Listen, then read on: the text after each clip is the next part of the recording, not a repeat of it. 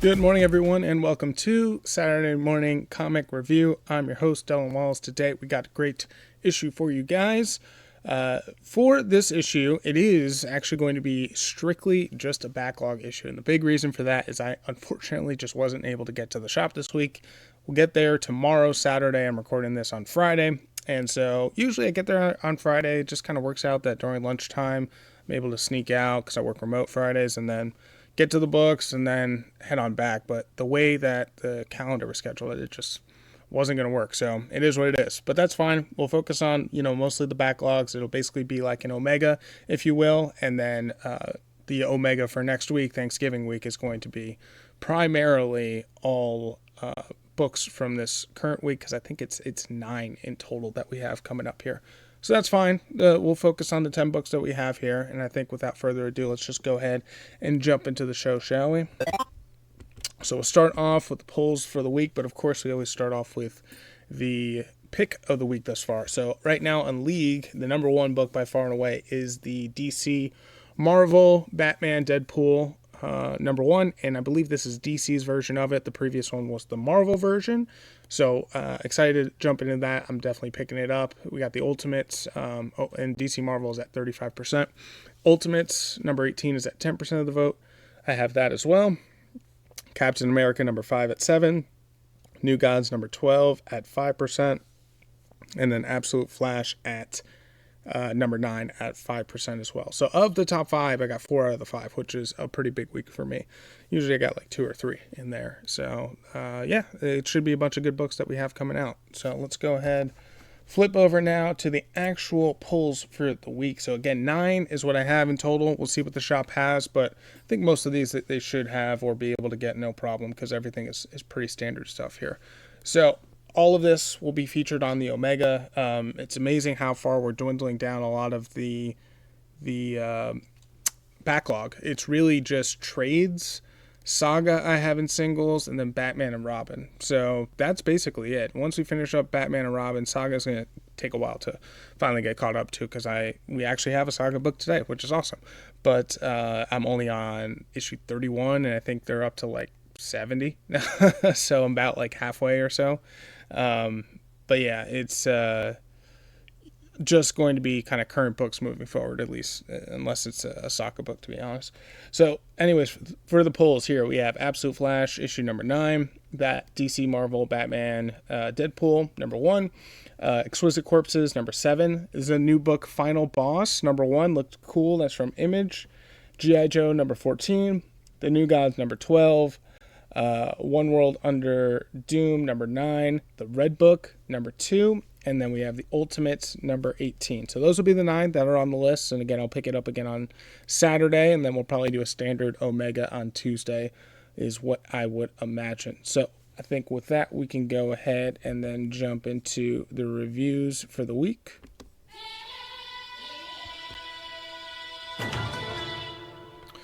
So with that, the 10 books that we are going to review for today are in this order. So first we have Kingdom Riders, and I usually put this first because it's like physically a smaller book, so it just sits nicer on the stack as I go through it on the camera here.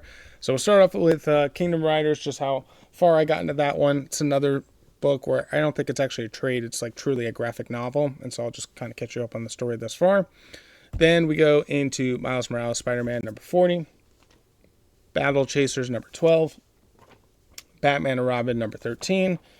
And then that's it for the singles. Then we go into the trades. So Saga, yes, this is going to be volume number 6. We're on issue number 31 is where we're going to pick things up here. So finally jumping back into a big reason that made comics, the thing that I love and decided to put together a show about and a podcast. So finally getting back to that, which is awesome.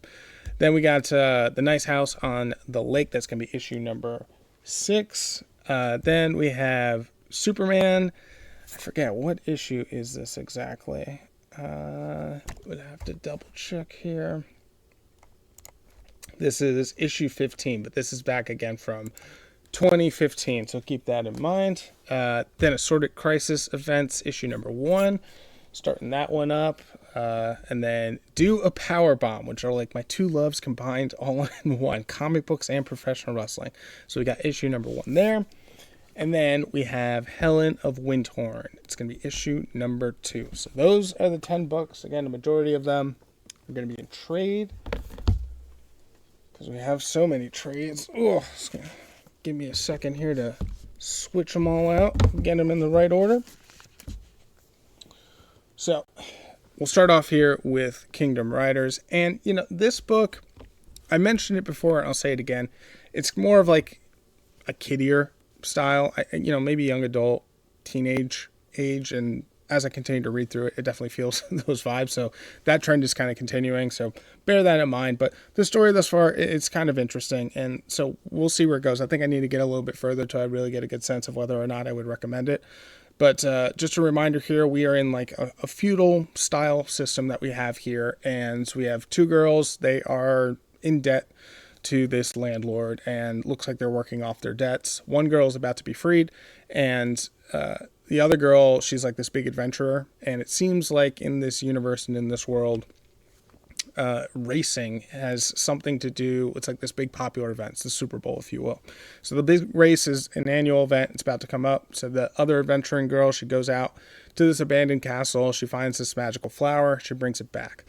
Before she brings it back, the other girl who's about to be released, she goes kind of about her day, but one of the ox, like these 2 random guards show up that are these ghost guards, and they kill this ox. And so the girl, reports it back to her master or landlord, and it's like, well, yeah, we can't release you now. We got to pay for this ox. And, of course, the girl is devastated by that, of like, here she was about to get her freedom. So our adventurer, she comes back, and when she does, she hears the news. I believe her name is Kayla. And Kayla goes and marches in, and it's like, Master, I know we were about to release her, and I know the ox needs to be paid for. Put me into this race. And so this race, Kayla said she wasn't going to be a part of it. She didn't want anything to do with it. And so now she's like, okay, I know I'd actually be really good. Put me in this race. And the reason she didn't want to is because this race is apparently very dangerous. A lot of people die, and we don't know really the stakes of it and what it's all about. And imagine looking at the cover here, it has to do with riding on a bunch of these different mythical beasts. And so we'll see when we get there. Just haven't fully gotten there to this point.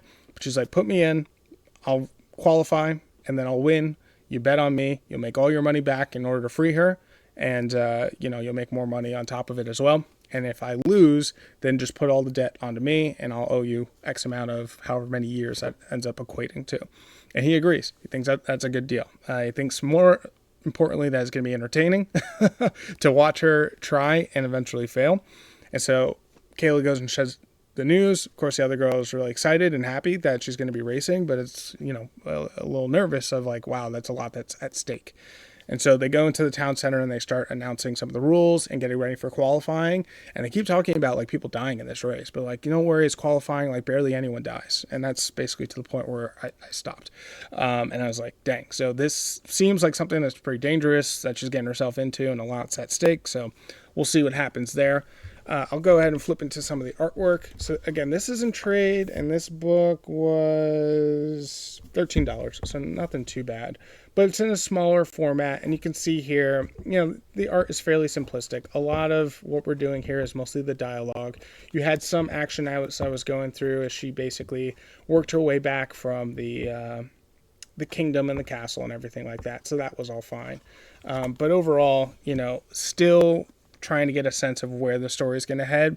I have a feeling it's going to kind of stay at this melodramatic area, but it could eventually pick up. So we'll see. If I had to rate what I just read, I'd give it probably 3.5 thus far.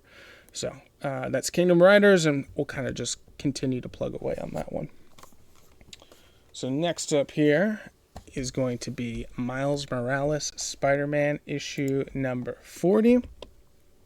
So I gave this one a 4. Lee gave it a 3.9. We got a new arc that is starting here. So issue 40 is an excellent book to jump into. We have Rabble, who's been featured in a majority of these Miles books where she is like his main villain. And she is basically rehabilitating from, all the crazy evil things that she's done. And a lot of it is just working through therapy. She blames Miles for getting the last spot at the Vision Academy that she thought she deserved. And because of Miles, she's not given the opportunities in order to succeed. And then beyond that, parents have died as well. A lot of tragedy. But her whole superpower is she can communicate with electronics. And so we get a flashback back to the Gang Wars era of the Spider-Verse. And apparently Rabble was working on this kind of artificial general intelligence little, program, bot, droid, whatever you want to call it. And before she was able to finish it and upload it, something attacked their layer and she dropped the puck and it wasn't finished and fully uploaded. Well, apparently it did actually upload. And so now we get to the future now. We're going to have to deal with it in the present. And Rabble is in the middle of a therapy session with Dr. Kwan, who's the same therapist that Miles uses. So Miles is heading to Dr. Kwan's office to set up for a therapy session. Rabble's coming out of a session with Dr. Kwan. So Rabble and Kwan are wrapping up. They're a little late. Miles is actually on time for once. So they show up and boom, open the door and Miles is in the waiting room and Rabble sees him and they, of course, start fighting almost immediately. So remember Dr. Kwan, if you remember from the previous issues, she's actually a Hulk. So as they start fighting, she turns into the Hulk and she breaks it up. And, it takes them a second, but eventually they calm down, even though all the fighting that they've done for the better part of 25 issues at this point. So obviously, a lot of pent-up aggression. But when they're finally calm, that's when this artificial intelligence then shows up, bursts through the wall and sees Rabble, right? Because she was the one that created her. But Rabble tries to control it, but she's not able to control it. And then on top of that, Rabble's created these different drones. And then the artificial intelligence takes over the drones and she can't regain control of the drones. So her powers are not working against this AGI, artificial general intelligence thing. So they're trying to fight it. Miles isn't doing much either, and the AI is learning. It's all the AI stuff you keep hearing about. So it's learning and it's knows how to dodge all the moves. And Miles gets to the point of crap. I don't think we can do anything against this. He turns invisible, grabs Rabble, and leaves. And then we just have the AI standing there, standing tall, saying interesting. And then that's our cliffhanger. We'll see what all happens next. So it looks like now Miles and Rabble are actually going to have to team up together after fighting for 20 plus issues at this point. So really interesting storyline. I'm liking it. I'm liking what's happening, and definitely excited to see what happens next. At this point now, we are current with Miles Morales. So this book came out in November, and again, it is the time to jump in. 40 issues, and I'm finally current on this book. That's insane to think. And I think I reviewed every single one of them throughout, this whole journey of podcasting. So it's been a long road to get caught up on this one, which is good. So let's go ahead and show off the artwork. Continues on the same artwork I always talk about, the overlapping, kind of positioning of the characters and things like that. A lot of action focus as well. And so I like that a lot. Here's kind of Miles. He's feeling himself, but he's got this therapy session he's got to go to. So he leaves Starling behind. Learn more about the AI. Rabble in her conversations with Dr. Kwan. They run into each other. Boom, here's where the fighting starts. And then that's when the AI walks in. And then we flip towards the end here where Miles is running off with Rabble as they need to figure out what they're going to do next. And regroup, basically. So yeah, that's Miles Morales Spider-Man issue number 40. Again, I gave it a 4. Lee gave it a 3.9. Great time to jump in. So with that, we will go then to Battle Chasers, issue number 12. So this one, I gave it a 4. Lee gave it a 4.1. It's a good issue, I'd say, but at the end, creative team basically explains hey, we're going to do really short bursts kind of moving forward. And to me, it didn't feel like it was as satisfying of a conclusion as I would have liked. And the tone of it is very different from the first 9 issues, which I get. It's a completely different time. This is literally decades later of when we were writing this versus when the original Battle Chasers 1 through 9 came out in like 2006. Here we are in 2025, so like 19 years. So the world is in a different place, and I understand that. From an art perspective, it hits just all the same, but from a storytelling perspective, it's not nearly as fast paced. Like what they have stretched out in these 3 issues would have taken place in like a quarter of one issue, like legitimately. So it's kind of a different style of storytelling that they want to do moving forward, which is fine. But, you know, it's jarring when I just read 1 through 9 and then boom, we get through 10, 11, and 12, and it's very different. So with that, we have the continuation of the story here of Garrison and Red Monica. They're trying to escape these paladins sent by the king, because basically Red Monica is not only a threat to just the standard kingdom, but the other territories are like, you got to capture, otherwise we're going to go to war. And so Red Monica has fled further than Garrison. Garrison held the line, and he's fighting against like the biggest and strongest. It's kind of like a dark demon paladin. And it got to the point where Garrison was stabbed. And it looked like he was dead, but actually he looks like he's infused with this sort of demon. And now they're like has turned into this demonic Super Saiyan, basically. So that was the end of the book. We pick up immediately right there, and Garrison starts fighting against this big paladin. You know, the big guy is like, you know, whatever. You're like all flashy and glowy, and you look all scary, but I think there's more bark than bite. So they start fighting. They go back and forth. And of course, Garrison gets the upper hand, and he hits him with the sword. And the sword is like glowing. It's got some magical power to it, and it like strips away all the bulkiness in the armor that it looks like this huge paladin has. So he's not like dressed in like typical, you know, medieval regalia. He just looks huge. And when he gets hit with the sword, it's like it starts melting away and he becomes this like frail man. So with that, Garrison just walks off and he goes to Monica. Monica is also dealing with a different paladin type guy, or part of this like, you know, group of people that are trying to capture her. So she goes and she takes that guy out fairly easily, but then Garrison shows up. But Garrison is now like completely overcome by this demon and then starts attacking Red Monica. And actually it's the leader of the paladins that starts defending. And the reason he does that is he and Garrison go way far back, but at the end of the day, the head paladin does, you know, report to the king. So he kind of has to do the king's bidding, but at the same time, he doesn't want to be doing this to not so much Red Monica, but certainly not to Garrison. So he gives him a chance to kind of calm down, and then Garrison finally does. And then it gets to the point of like, okay, well, what do we do now? And the paladin is like, you got to just leave. And like, you can't come back. And like, we'll say that we lost you, basically. So he allows him and Red Monica to leave. And then with that, he goes back to, you know, the original big guy that was fighting off against Garrison and was all stripped away. And he decides to kill him right then and there. And then that's like the end of that. So crazy. But that's what happens there. Then back in the kingdom, you have Gully. She's got the glaives. And you have Calibretto. And then so Nolan's trying to talk sense into the king because the glaives were hidden away. Gully goes in to try to take them back. And Calibretto starts freaking out. And he's like a war golem, but turns, you know, kind of docile. But he basically reverts back to his instinct, think like Iron Giant, basically, once Gully is like threatened. And so it starts beating the crap out of everyone. Now, no one died. So that's good, but still like kind of a threat. And Gully has the glaives back and then starts arguing back and forth with the king. He's like, you said we're a guest here and you took away, you know, my possession, basically, because these things are super powerful. Father Aramis was like the best champion in all the land, and those are his. And so she's all pissed off that you took these. They're mine. They belong to me. Inherited from my father. I can wear them. Other people, when they've worn them, their hands literally melt off. And, you know, the king is like, well, you know, look what you just did to these guards. And no one's like, well, come on. Like, no one was actually, you know, truly murdered or dead or anything like that. Just kind of roughed up. Should be fine. And so the king actually shows grace. He's like, you're right. I did say that you are my guest. You can have them. And, you know, just make sure there's no disturbance again.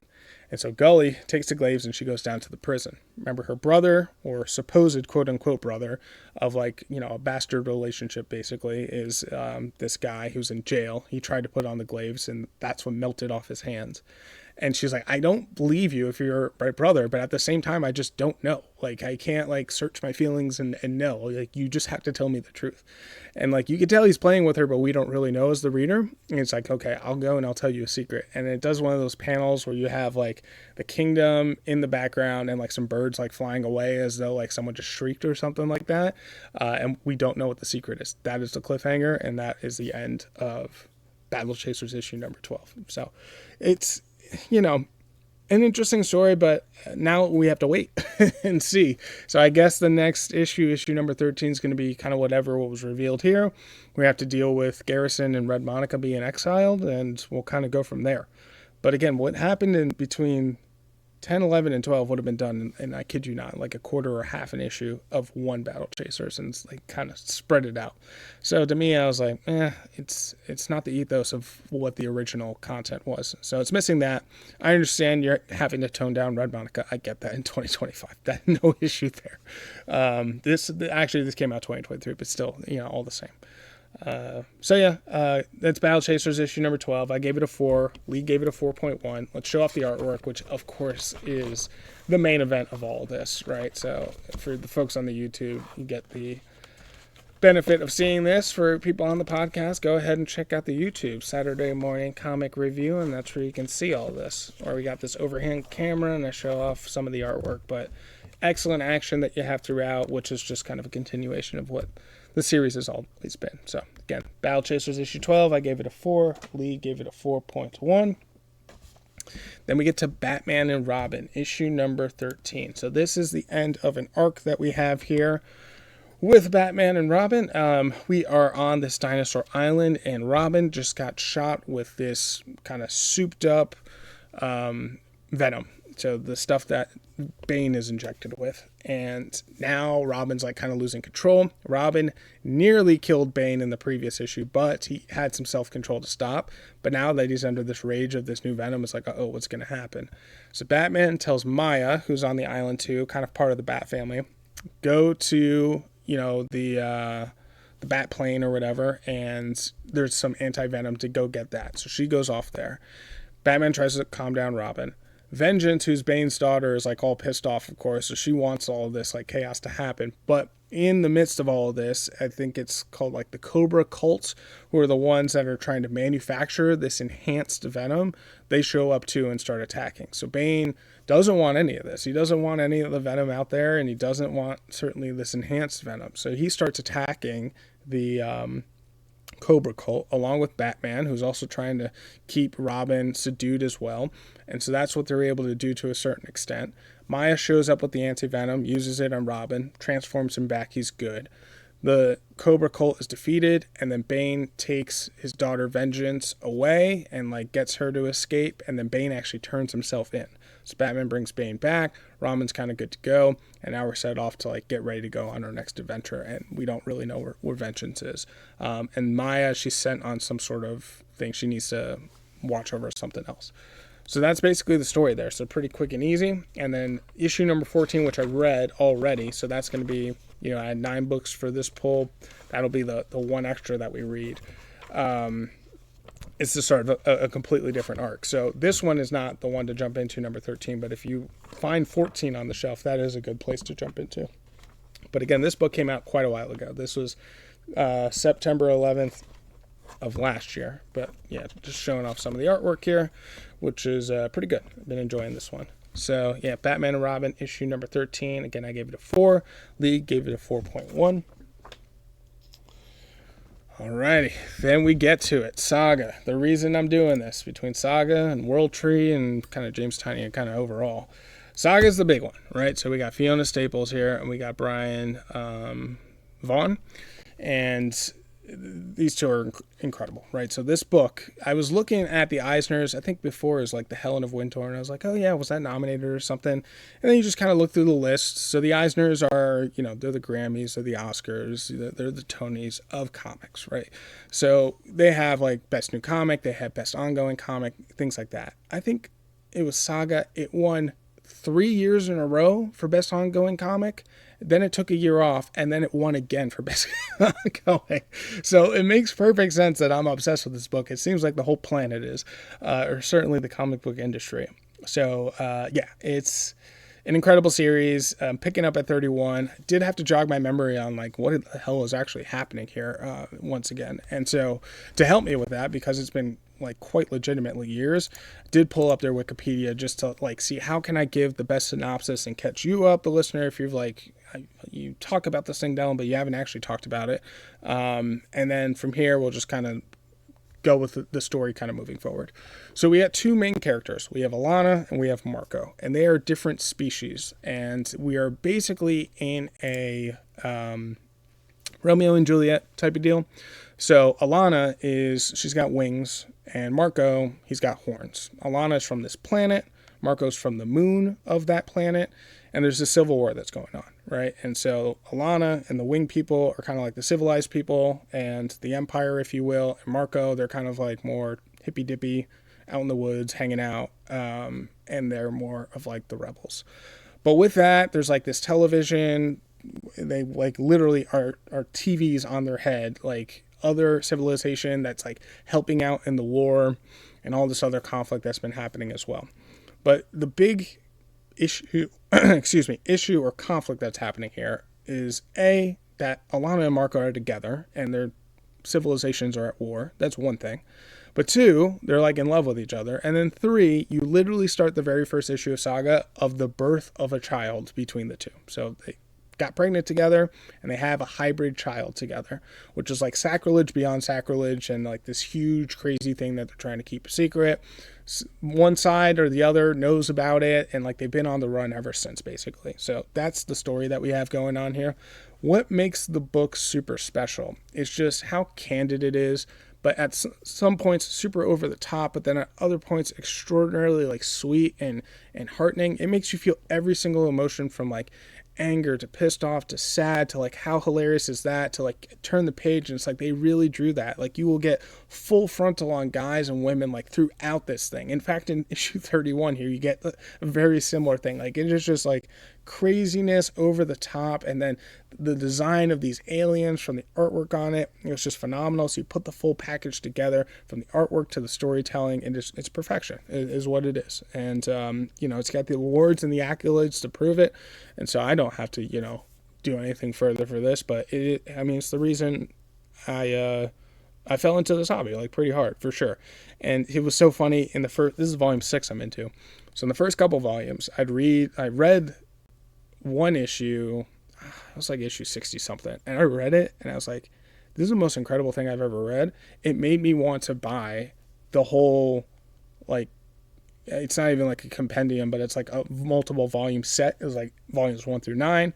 Then the Trade for 10 came out, and the one that I happened to buy was the start of volume 11, which is perfect. So I have it literally all. And then I started to read the trade on the first one, and like I couldn't put the book down. And I was like, man, that was incredible. Then it took a while for me to pick up volume 2. I read that and I couldn't put it down. And then the same thing would happen, volume 3, and then I'd stop, like a couple months or a couple weeks would go by, and then I'd pick it up and I couldn't put it down. It's like, it's just incredible. So anyways, that is the story. And then we have the daughter Hazel, who's like kind of like, I guess elementary school age, maybe preschool age at this point. So where we're at now in the story is Hazel is separated with, I think it's Marco's grandmother, and they end up on a Fallandian ship, which is basically, the wing people. It's like a refugee ship that they end up on because they're on like this derelict space shuttle. And so when they're there, they basically have to keep it hidden that Hazel is a hybrid. And so that's what they do for a while. Come to find out that the grandmother is actually transgender, which is interesting. So she's like taking a shower and then turns around, full nudity, and she's got, all the male parts down there, and they got no problem showing that. So I got to be careful actually when I show off the artwork here because it's going on YouTube. So that was a major reveal. But then it gets to the point where the teacher is like telling Hazel, like, you can tell us anything, like, you've been through a lot of hard stuff. She doesn't open up, and then you get to the cliffhanger there, and she opens up that not only does she have the horns, but she's got the wings as well, like, showing that, oh my god, she's a hybrid, right, on this refugee ship. So a whole bunch of craziness is now gonna happen from here. First issue, really no reference to what Marco's up to, and no reference to what Alana is up to either. It just like solely takes place on this ship. So separated from her parents. We'll see how that all kind of comes into play. But yeah, we are full swing back into Saga, and I'll just probably have it keep it going. Obviously, it's not going on the Omega because I just mentioned that one Batman and Robin, and then we'll have the 9 books that we pick up for tomorrow to record for Tuesday. But moving forward, it should pretty much be featured on a episode kind of moving forward. So yeah, with that, let's go ahead and show off some of this artwork. For this book, though, I gave it a 4. Lee gave it a 4.6. I think the biggest thing that was hurting for me was basically the fact that I just picked this back up, and it just took a lot of like jogging my memory on what all is happening here. So I think that was like the biggest issue for me. But the artwork itself, like everything else, is exactly what I remember it. But the characters and things like that, I'm like, I don't quite like. Oh yeah, who's that again? And what's that all about? And what are they doing? And yeah, so that made it a little bit difficult. But yeah, you can see kind of the artwork here. Yeah, they have like this kind of ghostly guardian angel that Hazel has. So she's being brought back up into this one as well. And I think it's, the next page here that I turned, where's the little full frontal. We don't need to show that onto YouTube. But yeah, that's Saga. Great series, great story. Highly recommend it. Go out there and buy it. It's good stuff. Alrighty.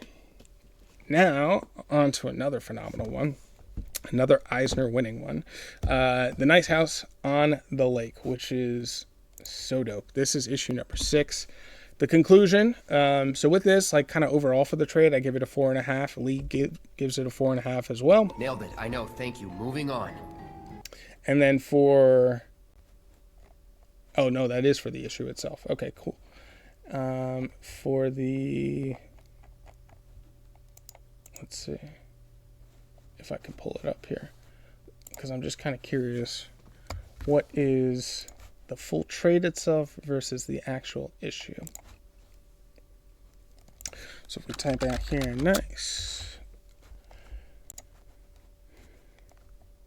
The trade itself gave it a 4.5. Lee gave it a 4.6. So Lee's even higher. But then the issue itself was issue number 6. I gave it a 4.5. And Lee gave it a 4.5. So, I mean, what an incredible book. What an incredible story that we have going here. Brief reminder. It's the end of the world out there. Walter is this like crazy alien guy. Gathered all his friends from high school, college, and recent post-grad. Brought them all to this really nice lake house. But while they're there, they see all over social media that the world has fallen apart. Literally in the span of hours, like people's like flesh and bones started melting off of them, and everyone is dead. But these people can't leave. They can't die. They've been out there for 30 days. There's a structure on the property. They go and they check it out. And they go there and they open it up. And one of the guests that never arrived is there. The painter is what his name is. And he goes in and he starts talking to him. And this is Walter's oldest and closest friend. And basically, the painter's like, yeah, we can solve all this. And everyone's like, what? Super confused. And we as the reader are as well. We really don't have that much context going into this either. And he basically reveals that Walter told him everything that was going to happen and kind of revealed himself to being an alien. He revealed it to the painter and then another one who's there, Nora, but he erased the memory from Nora. And you come to find out that Walter has like these powers of just erasing people's memories or like their short-term memory, and they kind of forget what all happened. Things get super, blurry, basically as though they blacked out or something. And so the painter is explaining that whatever Walter is, he's like some sort of alien, and Walter wouldn't like fully say, but he's like, Walter explained that something bad is going to happen and that he is tasked or charged with picking a group of like the best people, I guess, in the world that could collectively live together. And what is happening is some sort of experiment that's really all the detail that we have. It's some sort of experiment. We don't know what for. We don't know what they're testing. We don't know what ends it is. We don't know if it's because they're trying to create another civilization. We don't know if it's because they just want to see what happens. We don't know if it's like some sort of museum. They're trying to, like, who freaking knows? But that's what it is they're setting up some sort of experiment, and that's why they're bringing all these people together. And Walter's just tasked with, like, gather all these people, put them in this house, and then that's basically all the details we get. We don't know why they killed everyone. We don't know why all this stuff is happening, but that's the details we're given. And so then while the painter explains that, Walter then shows up. So he shows up and everyone freaks out and starts like screaming. These guys, you guys need to stop, because whatever you're thinking, you're planning of like, you want the experiment to go wrong, you want to fight against the system, you want the experiment to go right, it's just not going to work. Like, I can't make this work with my supervisors. Like, they're going to figure out what the hell is happening here, and you have no shot of figuring this out. And before they can continue arguing, all the people are back at the regular main house, and it's they just woke up like hungover, and because Walter erased their mind of like remembering any of this even happened. So that's it. Incredible book, and the end of the trade here. I'm excited to get into kind of the next arc. Highly recommend this. It's so good. This is volume 1. I'll immediately go into volume 2, and I just need to know where this all goes from here, because it's like each twist and turn is insane. It reminds me a lot of World Tree, to be honest, especially that first volume. It's like how crazy that was. That's what this actually reminds me a lot of, which makes a lot of sense. And, you know, it's James Tynion as well.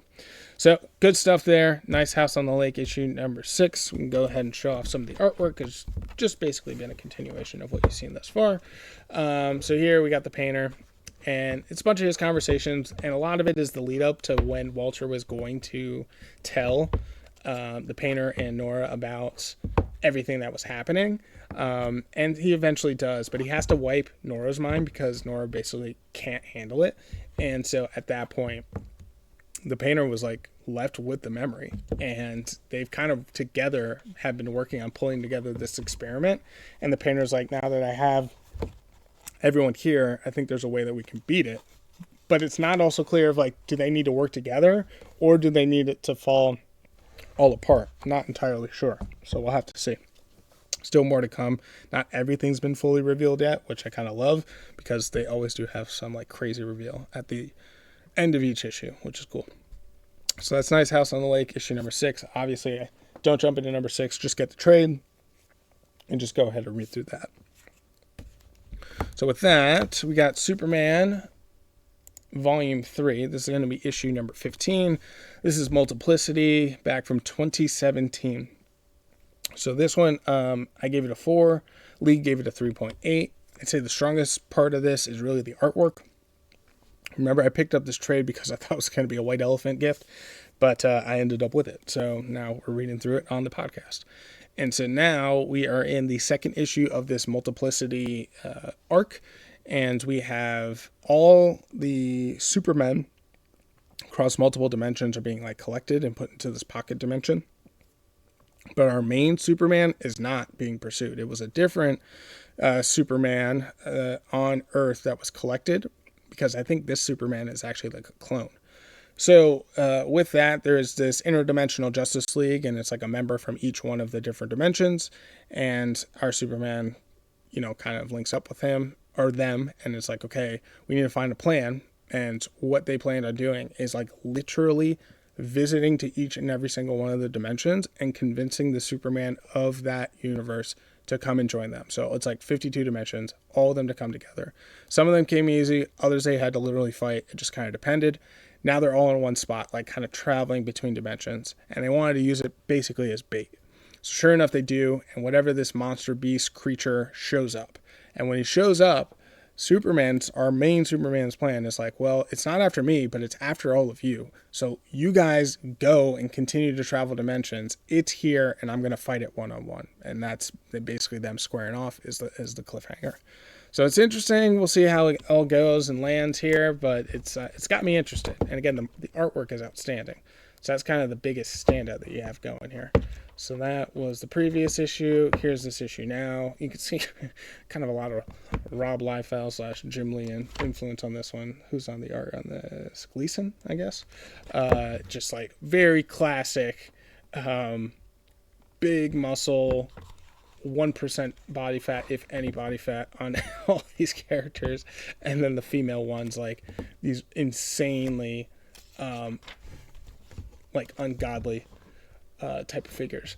So it's that era, which is fine, but the action itself is dope. Great saturation on the colors that you have here, good kind of explosions and things like that, and the fighting in between the dimensions, that's pretty cool too. So yeah, I enjoyed the heck out of it. So gave it a 4. Again, that's Superman number 15 from 2017. Lee gave it a 3.8.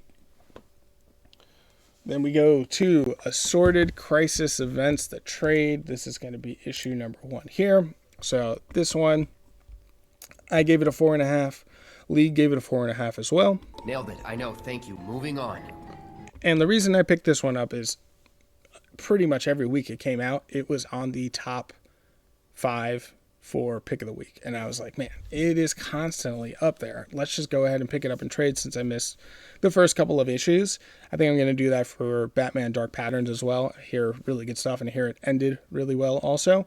You'll have 2 volumes of that. And so this is already continuing beyond the first trade, so we'll have multiple volumes in this, and assuming it ends as well, excuse me, as I think it's going to, yeah, we'll probably get this second volume of this too. But the way that this is setting up this universe, we have our protagonist. Her name is Ashley, and she lives in this crazy universe where there are just constant apocalyptic events happening all over the place. And then to add the cherry on top, outside of her apartment building, they're still like making movies, and specifically making like these apocalyptic movies outside. So she keeps walking outside and like some crazy apocalyptic things happening, but it's a movie set. But then actually she goes about her life, and it's like all the crazy apocalyptic things you can imagine are happening. It'll be like aliens are attacking. The world is falling apart. There are meteorites hitting the earth.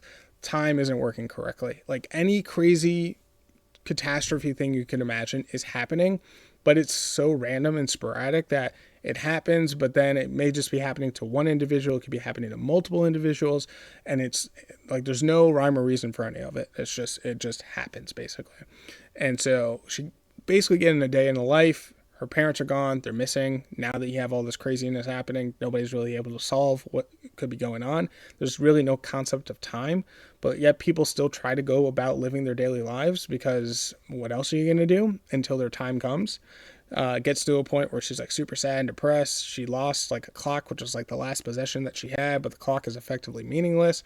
She like drinks herself to oblivion. She comes back home and she sees that there's this big earthquake and goes to fall into it, like this huge cavern, but it was actually painted on from the movie set. So she's just like completely depressed, and like the hell is going on? There's like no reprieve, and you're just waiting to die basically. So then she wakes up the next morning, and sure enough, there's some crazy event happening. And like, it's almost looks like the apocalypse of like everything's catching on fire and things are blowing up. But you're like, oh, okay, it's the movie set. But this time it's not. And it's like actually happening, and it's happening to her neighbor. It's just like, oh, holy shit, what the hell is this? And then sure enough, that's the cliffhanger of like, is this the event that where she's going to die? So insane story, insane kind of premise. We'll see where it goes. Art is excellent. And I like the concept a lot too. So right now, it's definitely a very, very cool book. Here's kind of a look at the artwork. Great detail. Actually reminds me a lot of Helen of Wyndhorn as far as that artwork. Just maybe a little bit more kind of modern in its art style. But overall, it's kind of pretty cool. So yeah, this is when she tries to kill herself by falling through, but it's actually just the the movie set. So you got some whimsy in here too, and some kind of funny scenes. So yeah, that is Assorted Crisis Events issue number 1. I gave it a 4.5. Lee gave it a 4.5 as well. Then we get to our second to last book here. We got Do a Powerbomb. This is an awesome book. I did not expect it to go where it ended up going in the very first issue. I was very shocked with that. But first one, I gave it a 4.5. Lee gave it a 4.6, which is excellent. And this is truly my 2 passions married up together, 2 hobbies. Gotta love it. between pro wrestling and comic books. So I always knew I wanted to like kind of save this towards the end, but we are really at that point with trades. I got 13 or so left of individual trades. So, I mostly do 10 reviews per issue. So I think by mid-March, we'll be done and completely caught up. So I got to figure out what am I going to do from there. But anyway, so since we're to the nitty gritty, it's like, all right, time to break it out. So we'll start reading Do a Powerbomb. Issue number 1 here is an interesting premise. It is kind of standard pro wrestling, and we have a luchador champion. She is like at the top of the world. She's champ. She's got a daughter. Her husband's there. They're all watching this big championship event that she has. It's going to be, I think, her 9th or 10th title defense, so she's super excited. You got the classic. She's the face, the good person, and then the heel, the bad people, or the bad wrestler who comes up. They start wrestling and they have their match. The artwork is incredible. It gets to the point where they're trying to do a move off the top rope, and the other wrestler that has her grappled has her upside down in like a Hurricane Rana, if you're familiar with that. Got to be mindful that I'm talking to the non-wrestling audience here, so I got to be careful of like what assuming you know and versus not. But yeah, upside down in a Hurricane Rana, and her opponent slips a little bit on the rope, and when he slips, he drops her on her head and on her neck, and there she lies, lifeless in the ring.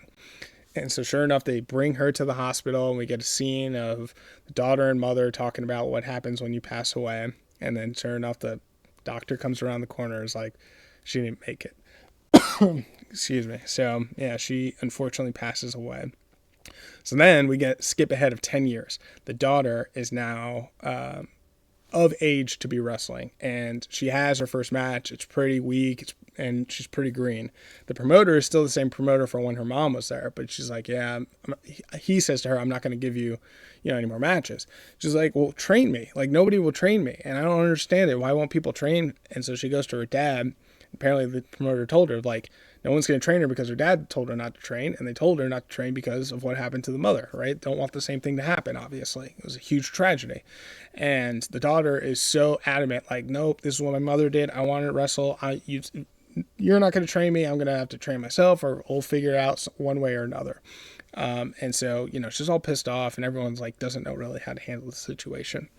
And so as she's heading home or to the gym or whatever have you, this random guy shows up, and he turns out to be a promoter, but he's a promoter for a different type of wrestling show. He's actually a necromancer, and he snaps her into this universe of there's going to be this big wrestling tournament, but it's like in hell or something. And he's like, and by the way, I think there's a way that we can bring your mother back to life.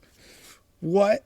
Insane. So that is the cliffhanger, and that's the start of the story. So we got Lola, who is Steel Rose is the wrestling name. So Lua was her mother, and now Lola.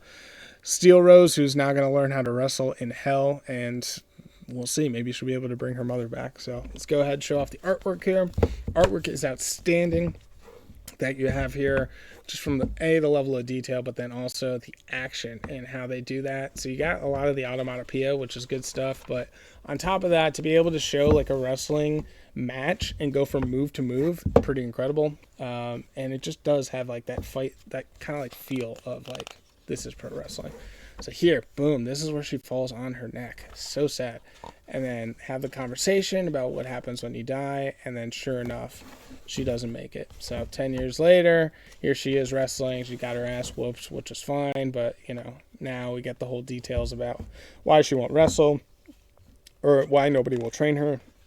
The necromancer shows up, and you have like, looks like they're in like some crazy hell thing, and this tournament leading up to this ominous kind of ring that you have on this like mountainous thing. And he's like, yeah, and I can bring your mother back as well. So we'll see what it all means. I'm excited.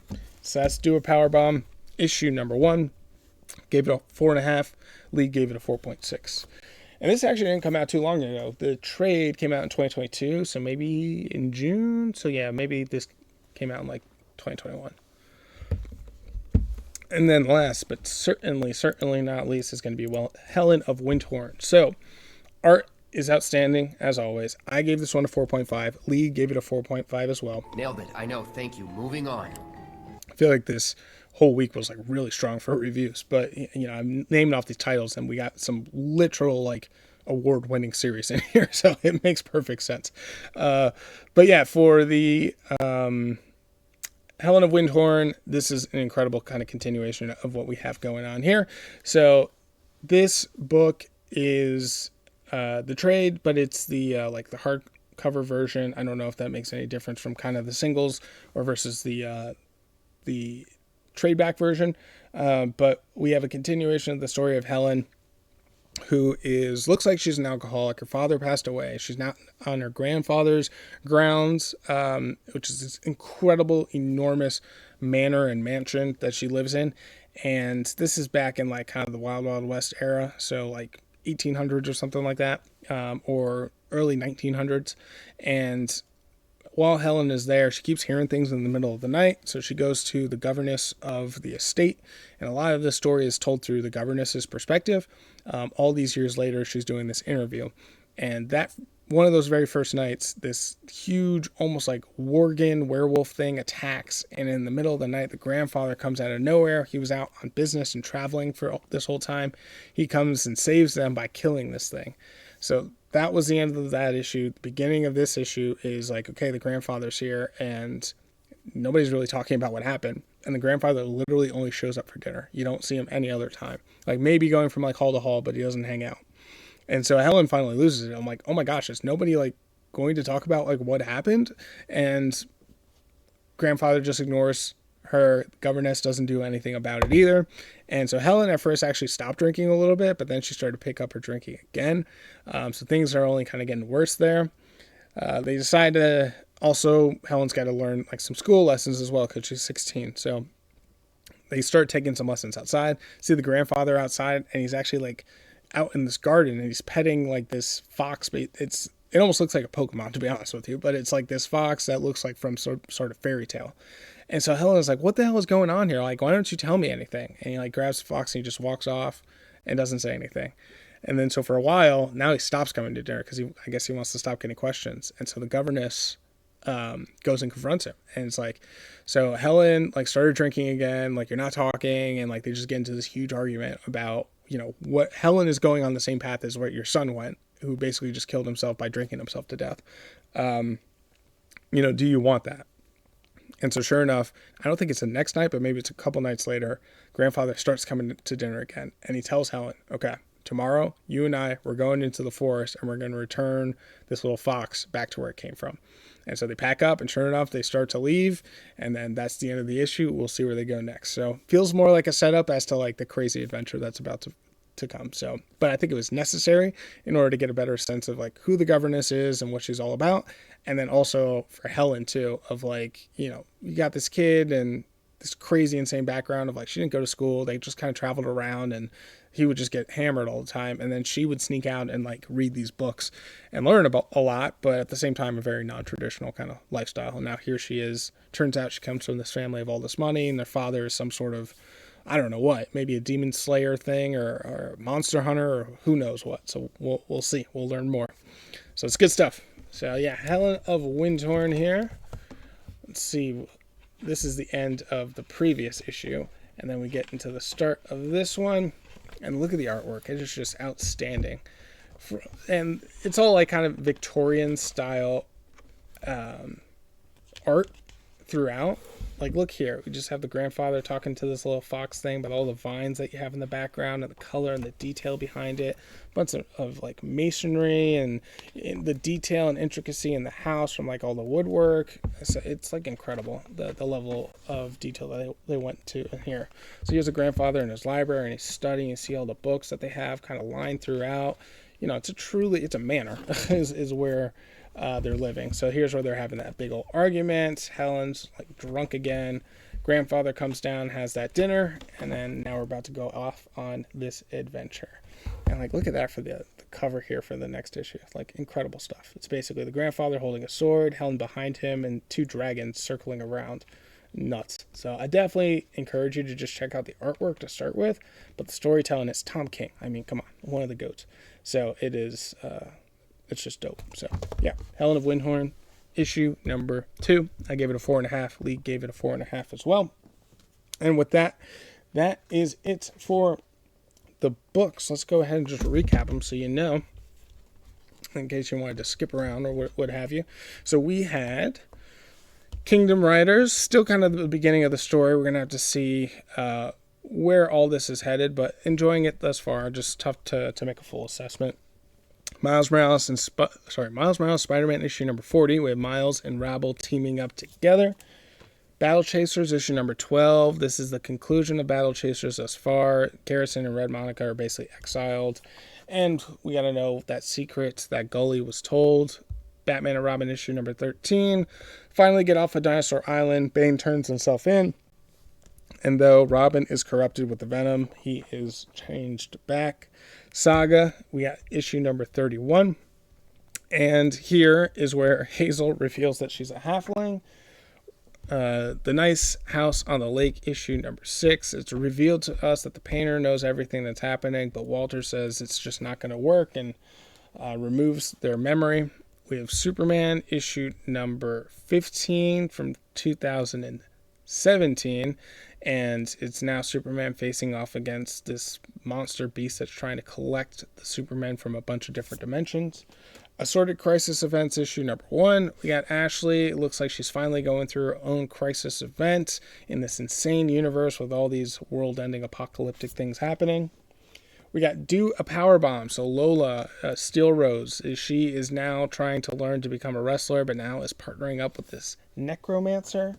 And then Helen of Wyndhorn basically is now teaming up with her grandfather. They're going to go into the woods to return this magical little fox. So yeah, crazy issue here with just a bunch of different random books we got going, but very high rated books, which is awesome. So with that, let's go ahead and now jump into the polls for next week. Locked and loaded with just six books. That's nothing. It's easy, makes sense. It's Thanksgiving. I know the shop for sure is going to be closed Thursday, but I think they reopen Friday, so I probably will pick up the books then. But what we have here, Absolute Batman number 14, let's freaking go. Absolute Wonder Woman number 14, let's go. DCKO number 2. Those right there might be 1, 2, and 3 for the picks of the week. That would be my guess. We'll just have to see. But, man, heavy hitters from DC. Then we get to Hornsby and Halo, issue number 12. Justice League Unlimited, issue number 13. And then Skinbreaker, number 3. So, yeah, just 6 books. But, man, those pack a punch. So, it should be a great week for that. Again, for the Omega, we will mostly have the books from this week, so it'll be 9 plus Batman and Robin. That'll probably post on Tuesday, so expect that then. With that, I think we can go ahead and close it out. So if you want to follow the socials for the show, everything's going to be in the description there. Show, of course, is available on Spotify and Apple Podcasts and on YouTube as well. Just look up Saturday Morning Comic Review. You should be able to find it there. And then feel free to like, comment, share. Let me know what you like about the show, things you don't like about the show, ways to make it better. Happy to make adjustments. And then lastly, if you'd like to leave a tip, I now set up a, it's called buymeacoffee.com/Saturday Morning Review. So if you want to leave a couple bucks, say, Dylan, crushing it, or here's a comic on me, feel free to do that there. So yeah, I think we will go ahead and wrap it up. We'll have one more before Thanksgiving, so I'll say happy Thanksgiving then. But, you know, if you're listening to it and it's like a day before, happy Thanksgiving. Enjoy the holiday. But I think we'll go ahead and close it out. Enjoy the rest of the weekend, and I will see you guys in the next one. Go, go, go, go.